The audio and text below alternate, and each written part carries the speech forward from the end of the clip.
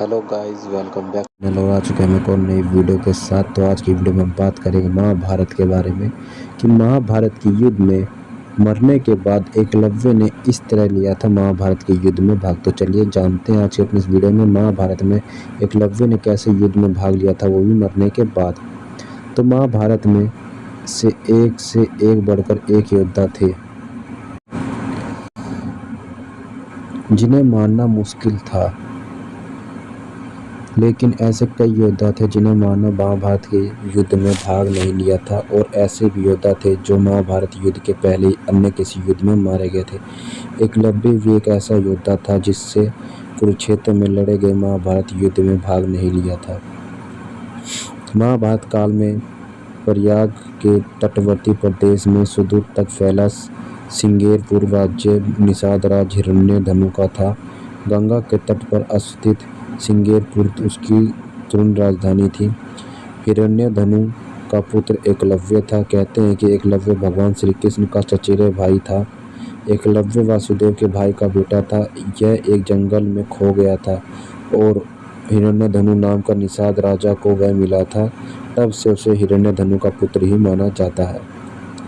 यह धारणा गलत है कि एकलव्य को गुरु द्रोणाचार्य ने इसलिए शिक्षा नहीं दी थी क्योंकि वह एक शूद्र जाति से था, जबकि ये सच यह है कि द्रोणाचार्य ने भीष्म को वचन दे रखा था कि मैं अपने राज्य के राजपुत्रों को ही शिक्षा दूंगा, इसके अलावा अन्य किसी भी शिक्षा नहीं दूंगा।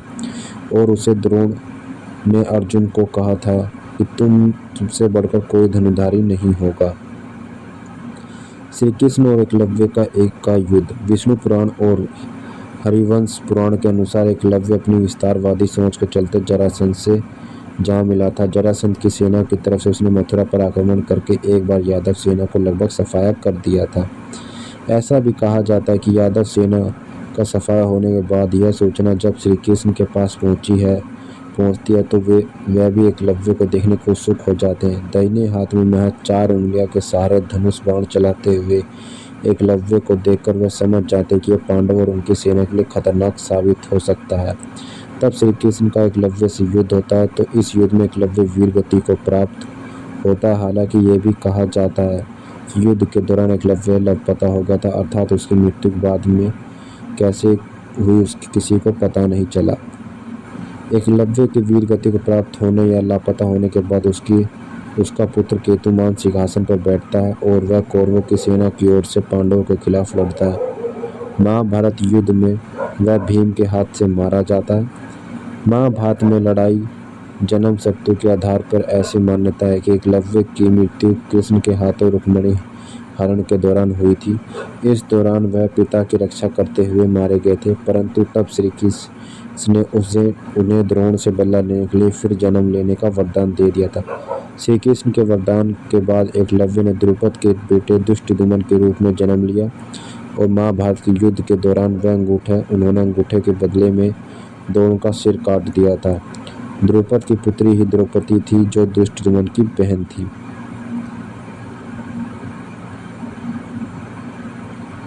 तो ये थी गाइस एकलव्य की कहानी, कैसे एकलव्य ने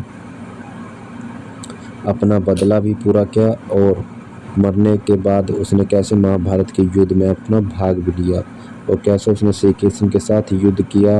उन्होंने कैसे श्री कृष्ण से वरदान मांगा ताकि वह द्रोणाचार्य का वध कर सकें।